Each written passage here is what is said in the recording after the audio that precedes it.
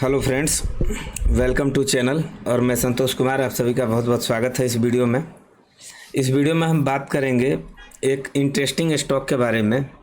देखिए, अभी ये जो पैटर्न है ना, इस पैटर्न से ही एक मल्टी बैगर की खोज होती है। अब देखिए, स्काई गोल्ड का चार्ट है और तकरीबन ये 24 रुपये के आसपास और 30 रुपये के आसपास इसने कितने दिन कारोबार किया है, ध्यान से देखिए।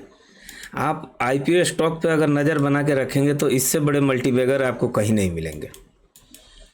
ये 264 डेज यानी 178 डेज इसने कुछ रिटर्न नहीं दिया है, जीरो निगेटिव रिटर्न।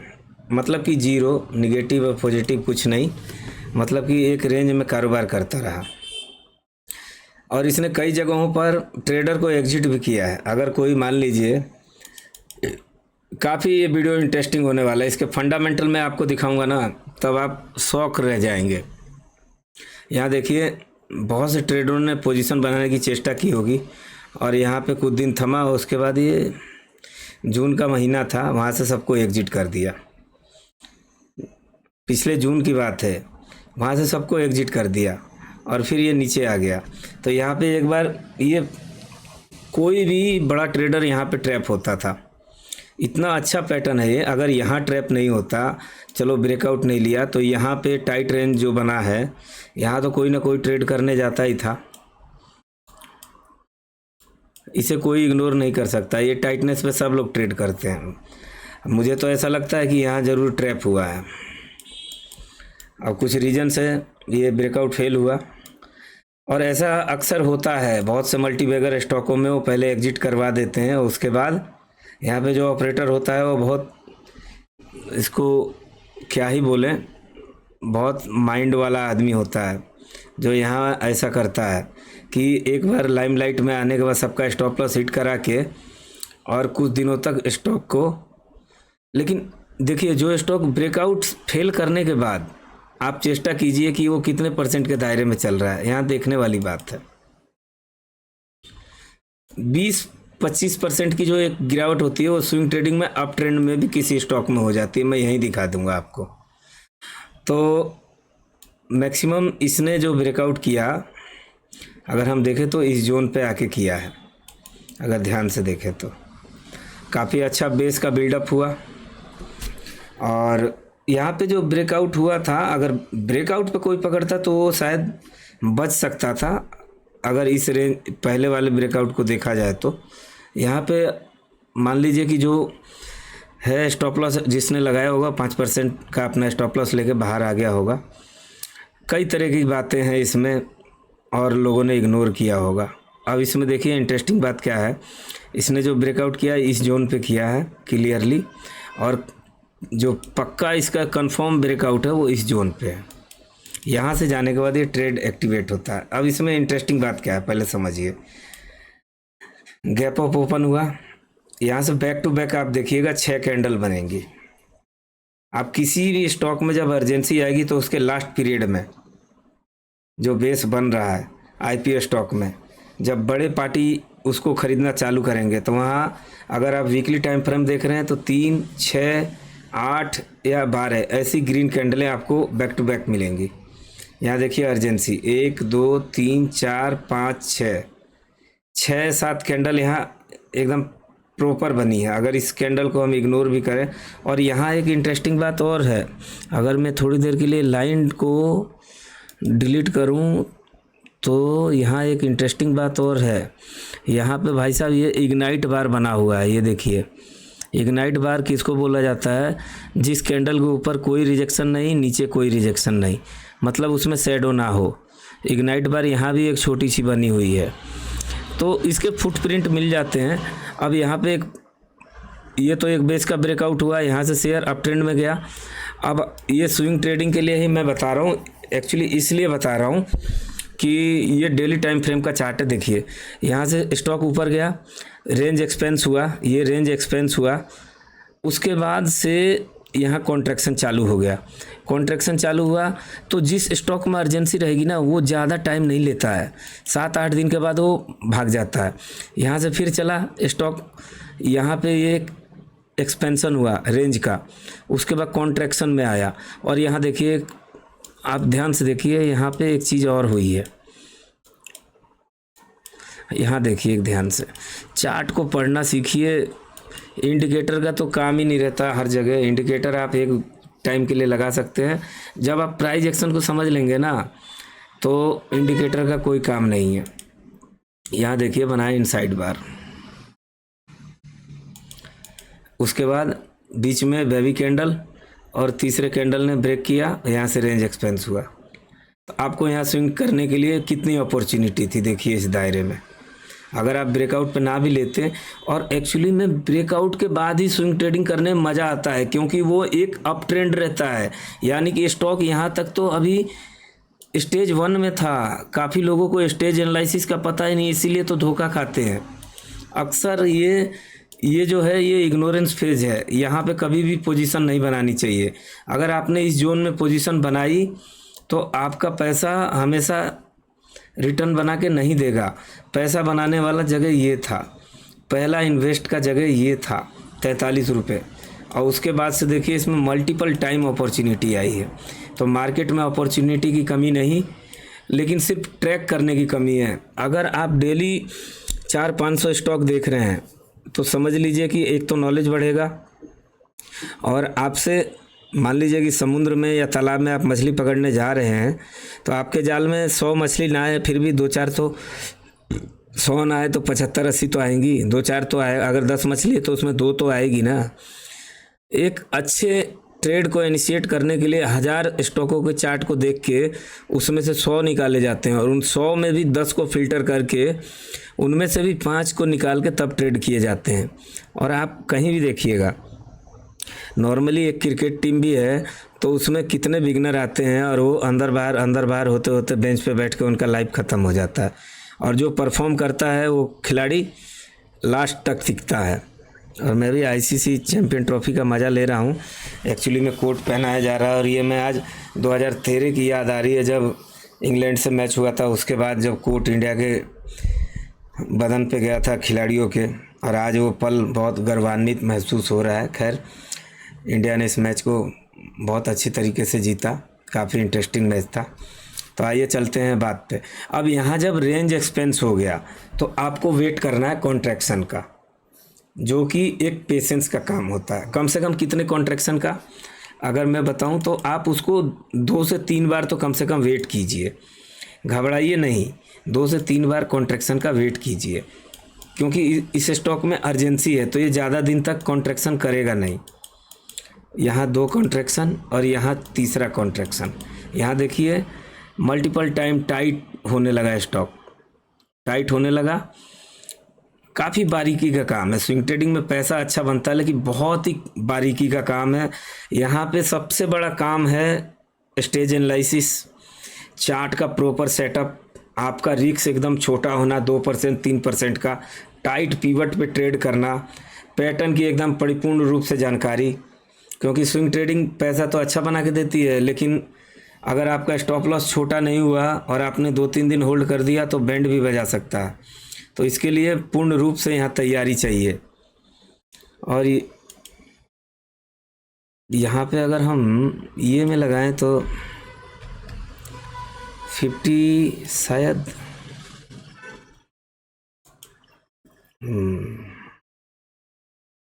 यहाँ ये 20 EMA से ही ऊपर गया है। यानी कि स्टॉक में बहुत ज़्यादा मतलब कि अर्जेंसी भी थी, और स्टॉक का ट्रेंड भी यंग था। ठीक है, तो देखिए 20 के ऊपर गया, क्योंकि इसमें करेक्शन ही ज़्यादा नहीं आया। करेक्शन अगर 35% के आसपास आता है तभी स्टॉक 50 EMA के पास आता है। ये 30% के आसपास है। और इसमें एक चीज़ देखने वाली और बात है, अगर आपको कैलकुलेशन करना है कि स्टॉक काफ़ी अच्छे ट्रेंड में है, तो इसका देखिए यहाँ से अगर आप इसका गिरावट को आंकेंगे तो पहली जो गिरावट हुई है 29% की, उसके बाद दूसरी जो गिरावट हुई है इसमें वो हुई है तकरीबन 22% की, और पहली गिरावट ये और दूसरी गिरावट हम यहाँ से आंकना चाहिए। ये जो रेंज है हमारा, तो यहाँ 15%, परफेक्ट सेटअप है एकदम। मार्क माइनर विनी ने भी अपने बुक में यही बताया है, पहला 30, दूसरा 18 या 20 के आसपास और तीसरा 5। तो यहाँ देखिए एकदम परफेक्ट VCP का सेटअप है। और यहाँ पे एक पैटर्न और भी आप ड्रॉ कर सकते हैं। अगर VCP का आपको फॉर्मूला नहीं मालूम है तो आप ट्रेंड लाइन भी अगर यहाँ लगाएं तो कोई बड़ा गड़बड़ नहीं होगा, क्योंकि ये जो डाउनवर्ड चैनल होता है ना, ये भी आपको स्टॉक को पकड़ने में काफ़ी हेल्प करता है। इन सभी को हम डिलीट करेंगे एक बार, ताकि चार्ट को परफेक्ट समझ पाएँ, क्योंकि हम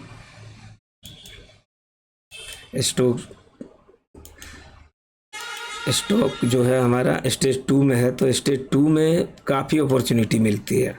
बस स्टेज की एनालिसिस पता चल गई तो आपका 30% काम हो गया। अब यहाँ ये ट्रेंड लाइन अगर हम बनाएं तो इस जोन पे बनाना तो ठीक है, लेकिन यहाँ गैप अप ओपन हो गया। अगर दूसरे तरीके से हम ट्रेंड लाइन यहाँ ड्रॉ करते हैं तो हमें एक अपॉर्चुनिटी यहाँ ज़रूर दिख रही है। देखिए, आप देख रहे हैं, और स्विंग ट्रेडिंग में ये परफेक्ट सेटअप था।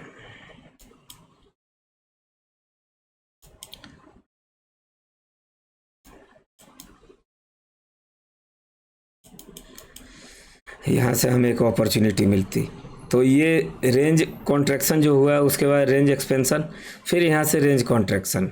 यहाँ भी 2-3 टाइट कैंडल बनी है, क्योंकि अर्जेंसी में स्टॉक ज़्यादा रुकेगा नहीं। अब ये ख़राब होना कब से चालू होगा, जब इसके मल्टीपल टाइम यहाँ अगर हमने बेस ड्रॉ किया तो आपको हमेशा काउंट करना है कि ये कितने बेस में ट्रेड हो गया है। परसेंटेज भी देखना है आपको प्रॉपर, क्या स्टॉक बेस के बाद से 30-40% कितने परसेंट का मूव दे दिया। अगर हम यहाँ से देखें, ये एक मल्टी बैगर स्टॉक साबित हुआ है ये स्काई गोल्ड, बेस के पास से 90%। अब लोग बाग क्या करते हैं, ये कैलकुलेशन करना भूल जाते हैं स्टॉक बेस के पास से कितना परसेंट का रिटर्न दे चुका है, स्टॉक बेस के पास से और कितने बेसिस बना चुका है। जैसे ये हम एक बेस काउंट करते हैं, दूसरा बेस ये हो गया, तीसरा ये हो गया, चौथा ये हो गया और पाँचवें में जाके ख़राब हो गया। मतलब कि 2 से 3 को आप ट्रेड करें, लेकिन तीसरे के बाद से काफ़ी सतर्क हो जाएं। ठीक है, अगर यहाँ हम 20 EM में भी लगाते हैं, यहाँ अगर हम 10 लगाएं तो काफ़ी बेहतर होगा स्टॉप लॉस के लिए हमारा। मैं तो कहता हूँ स्विंग ट्रेडिंग में आप 4 EM में लगाएं तो और बेहतर होगा। ऊपरी स्तरों पे अगर आपने 2-3 बेस ट्रेड कर लिया है तो वहाँ क्या होगा कि आपका प्रॉफिट ज़्यादा जाएगा नहीं। देखिए 10 EM से ये तुरंत डाउन आया, आप यहाँ स्टॉप लॉस काट के निकल जा सकते थे। और जो बेस की गिनती है ना, वो बहुत इम्पोर्टेंट है। ये मैंने वैसे तो अंकुर सर के वीडियो में भी पढ़ा था कि स्टॉक बेस के बाद से 3 लेग में ख़राब हो जाता है। तो पहला लेग, यहाँ से दूसरा लेग और ये तीसरा लेग। तीसरे लेग के बाद देखिए ये ख़राब हो चुका है। मार्क माइनर विनी सर के बुक में भी है, 5 बेस का उन्होंने जिक्र किया है स्टेज 2 में जब स्टॉक रहता है। स्टेज 2 क्या होता है? स्टेज 2 वही होता है जो यहाँ बेस के बाद जो हमने यहाँ बेस ड्रॉ किया है, उसके बाद जो ये जर्नी है, ये स्टॉक के स्टेज 2 की जर्नी है, जहाँ की रिटर्न बनाना काफ़ी 100% सिक्योर होता है। इस जोन में आप कहीं भी ट्रेड मारें तो इसमें आपको पूर्ण रूप से काफ़ी अच्छे स्विंग ट्रेडिंग की अपॉर्चुनिटी मिलेगी। यहाँ आप पोजिशनल ट्रेड भी लेके इसमें 50, 60, 70% तक का होल्ड कर सकते हैं। अब ये स्टेज 3 में तो आया है, अब अगर ये ऊपर निकलता है तो इसका स्टेज 3 फिर से 2 में कन्वर्ट हो जाएगा और यहाँ से एक रैली चालू करेगा, अन्यथा ये 4 में कन्वर्ट हो जाएगा। तो अब इंटरेस्टिंग बात यहाँ ये है कि अगर ये इस जोन से थोड़ा यहाँ निकले, यहाँ टाइम पास करे, बिल्डअप करे, एक बेस का ब्रेकआउट दे, तो इसमें फिर अपॉर्चुनिटी बन जाएगी। अन्यथा ये स्टेज 4 में आके और डाउन फेज में आ जाएगा। तो ये अभी एक इंटरेस्टिंग पैटर्न बन रहा है। ऑलरेडी इसमें अगर हम गिरावट देखें तो 50 के आसपास 40% है।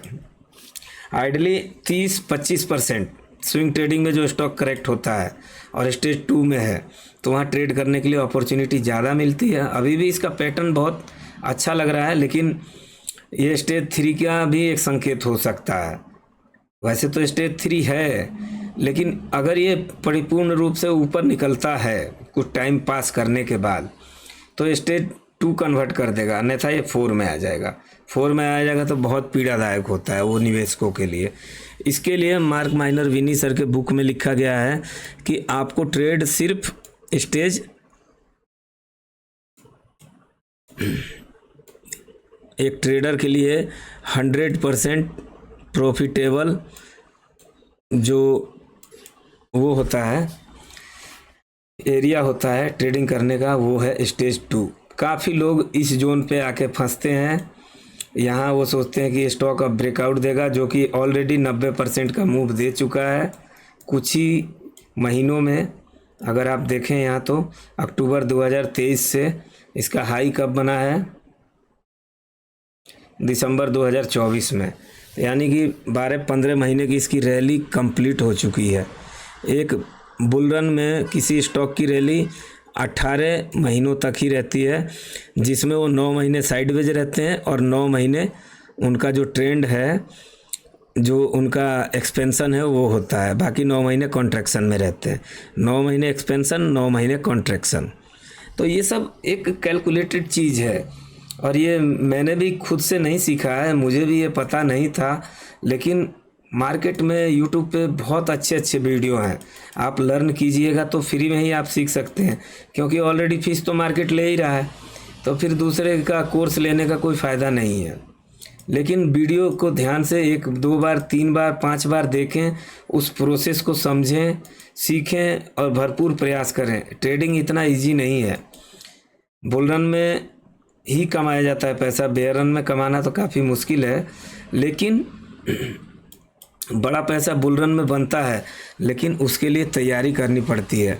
अगर आप तैयारी नहीं करेंगे और अभी अपने लॉसेस के पीछे सिर्फ अपने को अपसेट करेंगे तो ये एक अच्छी बात नहीं है। ये बेयर रन आपके लिए एक अच्छा अपॉर्चुनिटी लेके आएगा बुल रन में तब्दील करके। तो अगर आप सेटअप पे प्रैक्टिस करेंगे तो परिपूर्ण रूप से एक अच्छे ट्रेडर उभर के आएंगे। आशा करता हूँ ये वीडियो आप लोग को इन्फॉर्मेटिव लगा होगा, अच्छा लगा होगा। और इसमें एक इंटरेस्टिंग बात बताना भूल गया, जो कि मेरे को बताना था। अगर वो चीज़ यहाँ मिले तो मैं ड्रॉ करके कोशिश करता हूँ देखने की।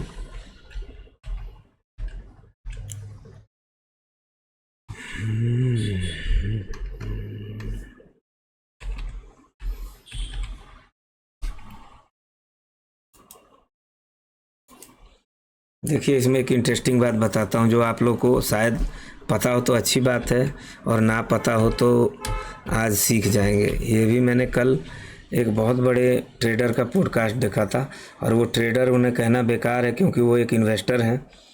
और देखिए, काफ़ी बेहतरीन मार्केट कैपिटलाइजेशन, अब तो पी इसका काफ़ी ऊपर जा चुका है, ROE ROC सब ठीक ठाक है, और ये गोल्ड ज्वेलरी का काम करती है। यहाँ से जाके आप पढ़ सकते हैं इसके की पॉइंट।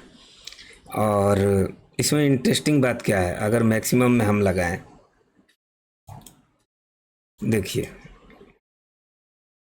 यहाँ तक जो है इसका, अगर हम पी रेशियो देखें तो क्या रेंज में काम कर रहा था, 14 का पी था, 14-15, यहाँ तक 20। आज इसका पी कहाँ है, 85-86 के आसपास है। ठीक है, तो इससे आप पी देख सकते हैं। और दूसरी बात, इसमें जो इंटरेस्टिंग बात मुझे बतानी थी ना, वो अब मैं बता रहा हूँ आपको, ध्यान से देखिए। ये 21 में कंपनी का जो है 2021 से इसका जो डेटा है हमारे पास अवेलेबल है। तो अगर आप यहाँ तक इसके अगर 6 क्वार्टर देखें तो 313 इसका उच्चतम है, और 267 के आसपास, 218 के पास न्यूनतम स्तर है इसका सेल्स का। यहाँ से देखिए क्या इम्प्रूवमेंट आया है, देख रहे हैं आप। तो ये चीज़ ट्रैक करना चाहिए। अगर कोई स्टॉक, देखिए जिस तरीके से फंडामेंटल इंप्रूव होते हैं ना, उसी तरह से चार्ट पे भी संकेत आते हैं, लेकिन लोग बाग ये मिस करते हैं। अभी इंटरेस्टिंग बात देखिए इसमें, यहाँ से देखिए इसका सेल्स ग्रोथ बढ़ना चालू हुआ, यहाँ से देखिए इसका जो एक्सपेंस है, खर्चा है, वो बढ़ना चालू हुआ, यहाँ से देखिए इसका प्रॉफिट बढ़ना चालू हुआ। यहाँ के बाद एक बार 15 आया है, क्योंकि यहाँ इसका खर्चा ज़्यादा हो गया, तो 15 करोड़ का यहाँ प्रॉफिट दिखाया। उसके बाद से देखिए यहाँ तक इसके देख रहे हैं 4 क्वार्टर बैक टू बैक कितने अच्छे हैं। 4 क्वार्टर अगर कोई स्टॉक अच्छा परफॉर्म कर दे तो बस वो मल्टी बैगर बनने ही है। 30 रुपये का शेयर आज देखिए 300 से ऊपर जा चुका है हाई मार के। अब इसमें इंटरेस्टिंग बात देखिए, ऑपरेटिंग प्रॉफिट मार्जिन यहाँ से देखिए परसेंटेज में, यहाँ तो लिखा ही हुआ है ऑपरेटिंग प्रॉफिट मार्जिन, ये देखिए OPM का मतलब ऑपरेटिंग प्रॉफिट मार्जिन। तो यहाँ से देखिए 5, उसके बाद 4, उसके बाद 5, यहाँ 6%, यानी कंसिस्टेंट इसने बरकरार रखा है प्रॉफिट बिफोर टैक्स। और इसमें इंटरेस्टिंग बात क्या देखनी है, नेट प्रॉफिट तो यहाँ आपको दिख जाएगा, यहाँ 14, 21, 37, ठीक है। यहाँ देखिए EPS इसका नहीं बढ़ रहा था, यहाँ से देखिए बढ़ना चालू, 99, 68, उसके बाद 1.03, 62, 69, 249। EPS भी देखना का, इसी को बोलते हैं पैग रेशियो, PEG, यानी कि P से आपका जो हो गया पैग रेशियो, उसमें आपका P का मतलब P हो गया, EPS का मतलब EPS, PE, और G का मतलब यहाँ ग्रोथ आता है। अब देखिए इसका टॉप लाइन ग्रोथ इसको बोलते हैं 100%, काफ़ी दमदार, और बॉटम लाइन ग्रोथ। उसके बाद CGR देखिए कितना अच्छा कर रही है। उसके बाद यहाँ देखिए ROE, रिटर्न ऑन इक्विटी, ये कितना शानदार है। अब इसमें एक इंटरेस्टिंग बात मैं बताऊंगा आपको, यहाँ आइए और इसको डबल क्लिक कीजिए, ठीक है। यहाँ किसी कंपनी का आप कैश देखिएगा, ये चीज़ कैश कितना उसके पास अवेलेबल है, ये बैलेंस शीट है, रिजर्व, इक्विटी कैपिटल, बोरोइंग कितना है इसके पास, other liability, total liability, fix asset, investment, CWIP, तो ये सब पढ़ने चाहिए। अब मझगांव डॉक में इंटरेस्टिंग क्या था मालूम है, वो जब लिस्ट हुई थी तो कंपनी 8,000 करोड़ की थी और उसके पास कैश भी 8,000 करोड़ का पड़ा था, इसलिए तो मल्टी बैगर बनी। और यहाँ पे प्रमोटर की होल्डिंग को भी आप ट्रैक कर सकते हैं। तो भाई प्रमोटर तो शुरू में देखिए नॉर्मली स्टॉक लिस्ट होता है तो 100% होता है, तो रेगुलेशन के हिसाब से उन्हें अपना स्टेक बेचना ही पड़ता है, 100% वो रख नहीं सकते हैं। तो पहले उनका 75 के आसपास रहता है, क्योंकि रिटेल, FI, DI ये सब पार्टिसिपेट करना ही पड़ता है। तो यहाँ देखिए FI की होल्डिंग, यहाँ से देखिए 4%, 8, 25, 86%, यानी कि FI इंटरेस्टेड है। DI का देखिए 2%, यहाँ देखिए लास्ट में इसका क्वार्टर में 6.63%। पब्लिक भाई ज़्यादा इंटरेस्टेड है और शेयर होल्डिंग पैटर्न भी यहाँ बढ़ा। अब इस तरीके से अगर आप IPO को ट्रैक करेंगे ना, सेल्स ग्रोथ से ही अगर आप ट्रैक करने लगे और EPS से और ऑपरेटिंग प्रॉफिट मार्जिन से, ये 3 चीज़ में ही सारा खेला पड़ा है, सारा खेला यही है। 3, 4, 5 महीने जो उसका नहीं आता है ग्रोथ, उसमें एक बेस तैयार होता है, और जैसे ही मूवमेंट स्टॉक में ब्रेकआउट आएगा, यानी कि बड़ी पार्टी को ये पता है कि इसमें अब ग्रोथ आना चालू हो गया। दूसरी बात, स्काई गोल्ड में एक इनसाइडर न्यूज़ ये थी कि इसने जो एक इसका स्टोर था उसका और एक्सपेंशन किया था, उस हिसाब से कंपनी के मार्जिन इम्प्रूव हुए।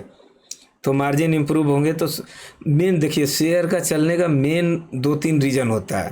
पहला, एक अच्छा सेक्टर हो और उसमें नई लिस्टेड कंपनी हो। अब टाइटन इस हिसाब से रिटर्न नहीं देगी, क्योंकि वो आज कितना रिटर्न मल्टीफोल्ड कर चुका है और डिविडेंड दे चुका है कि अब वो एक बड़ा प्लेयर हो चुका है। तो उस हिसाब से टाइटन का अब उतना ग्रोथ नहीं होगा जो ये कंपनियां देंगी। दूसरी बात कि इनका मार्केट कैपिटलाइजेशन छोटा है, तो इनको अपने शेयर एक्वायर करने का फुल मौका है। LIC क्यों नहीं चली? LIC इसीलिए नहीं चली कि उसने पहले से ही अपना मार्केट कैपिटलाइजेशन एक्वायर किया हुआ है और भारी भरकम आके वो लिस्ट हुई है। तो लिस्ट हुई है तो अब ग्रोथ करने का पोटेंशियल ही नहीं है। LIC को आप देखें तो वो अपना शेयर होल्डिंग पैटर्न पकड़ने नहीं आई है, बल्कि अपना शेयर लुटाने आई है। आप देखिए इंश्योरेंस सेक्टर में कितनी कंपनियां, ध्यान से देखिए। एशियन पेंट क्यों नहीं चल रहा है? पेंट सेक्टर में ग्रोथ ही नहीं है। उसमें भी बिरला जी का नया पेंट का कंपनी आ गया, पहले से ही इनका बैंड बजा हुआ है। तो एक टाइम पे जाके कंपनी का ग्रोथ होना मुश्किल हो जाता है। आप जुबलिएंट फूड को देखिए, शुरू में आई थी कंपनी, कितना अच्छा रिटर्न दिया, अब वो वहाँ से वैसा रिटर्न देगी? कभी नहीं देगी। क्यों? क्योंकि उसके सेक्टर में और भी कंपनी आ गई हैं, तो इसलिए उनका मार्जिन वो खा जाएगी, उनका शेयर वो एक्वायर कर लेगी जो मार्केट में है। तो इस हिसाब से ये रोटेशन होता रहता है। हर बार हर शेयर मल्टीबैगर नहीं बनता है, वो लाइफ में 1 या 2 बार ही बनता है। उसके बाद वो सिर्फ नाम का मल्टीबैगर लिख के चिपका दिया जाता है, लेकिन फिर वहाँ से वो चलता नहीं है उतना, उसके मूवमेंट वो नहीं रहेगी। अब कल्याण ज्वेलर्स जो था वो मल्टीबैगर हो चुका है, अब यहाँ से आप उम्मीद करेंगे फिर दोबारा उसी रन में चलेगा, मुश्किल है। हाँ, डिक्सन टेक्नोलॉजी का था, बिजनेस काफ़ी अच्छा था, तो उसका चलना लाजमी था। 2 बार चल चुका है, अब तीसरी बार देखते हैं क्या करेगा, क्योंकि वो प्रोडक्ट ही ऐसा बनाती है। तो ऐसा देखना पड़ता है सब शेयरों में, कब तक ग्रोथ है, कहाँ तक ये ग्रोथ कर पाएगी। क्योंकि जब कंपनी ग्रोथ करती है, कंपनी नहीं आती है तो 5,000 6,000 करोड़ की रहती है। जब वो वहाँ से मल्टीफोल्ड हो जाती है 7-8 टाइम, तो उसका ये जो मार्केट कैपिटलाइजेशन है 1 लाख करोड़ 1,20,00,000 करोड़ के आसपास चला जाएगा। तो इसी से समझ लेना चाहिए कि अब ये जो बच्चा 8 साल का था, ये अब 70-80 साल का हो गया, बुजुर्ग के उम्र का। तो वहाँ से फिर एक्सेप्ट नहीं करना चाहिए। इसलिए मैं ध्यान दे के बोलता हूँ कि आप IPO स्टॉक को उसके बेस का ब्रेकआउट अगर हो रहा है, वहाँ पे अगर आप ट्रैक करेंगे और फंडामेंटली आपको नॉलेज है, और अगर आप ब्रेकआउट ट्रेड करते हैं तो बहुत बढ़िया पैसा बना सकते हैं। और मैं इस बार मार्केट में अगर मैं जो भी मतलब स्टॉक ढूंढूंगा वो IPO ही स्टॉक होगा, क्योंकि मैं 3 बार से देख रहा हूँ, 3 बार से मैं मार्केट की गिरावट में देख रहा हूँ कि जो भी स्टॉक मल्टीबैगर बने हैं उनमें 100 में 95 स्टॉक जो हैं वो स्टॉक IPO स्टॉक ही थे। ऐसा नहीं है कि लार्ज कैप के स्टॉक भी मल्टीफोल्ड रिटर्न नहीं दे सकते हैं, जैसे बजाज ऑटो, TVS मोटर, और लार्ज कैप में इन्होंने अच्छा रिटर्न दिया, Cummins India, ABB India, TVS motor, और एक और है बजाज ऑटो, और महिंद्रा एंड महिंद्रा। लेकिन इनमें ज़्यादा रिटर्न बनाने का पोटेंशियल ज़्यादा होते हैं उनसे। जो पुरानी कंपनियां अगर वो ब्रेकआउट दे रही हैं तो उसमें डबल हो जाए वही बहुत है। जैसे टाटा मोटर है, 550-600 के पास ब्रेकआउट दिया था, 1100 गया 1 साल में, काफ़ी अच्छा रिटर्न है। लेकिन अगर उसी 500 को आप 5,000 में तब्दील करना चाहते हैं तो आपको फिर टाटा मोटर नहीं, BSE देखना पड़ेगा, BSE जैसा स्टॉक देखना पड़ेगा। अब BSE कहने का मतलब ये नहीं कि अब जाके आप निवेश करो, क्योंकि उसका जो होना था वो हो चुका है। 450 रुपये पे उसने रीटेस्ट किया था और वहाँ से वो मल्टीफोल्ड हो गया। तो इस टाइप की कंपनियां पकड़ने की चेष्टा कीजिए, और चलते हैं इसी के बाद नेक्स्ट वीडियो बनाएंगे। आशा करता हूँ वीडियो इन्फॉर्मेटिव होगा, अच्छा होगा। आप लोग ढेर सारा प्यार दीजिएगा। मिलते हैं नेक्स्ट वीडियो में। Thanks for watching this video. जय हिंद, जय भारत, वंदे मातरम दोस्तों।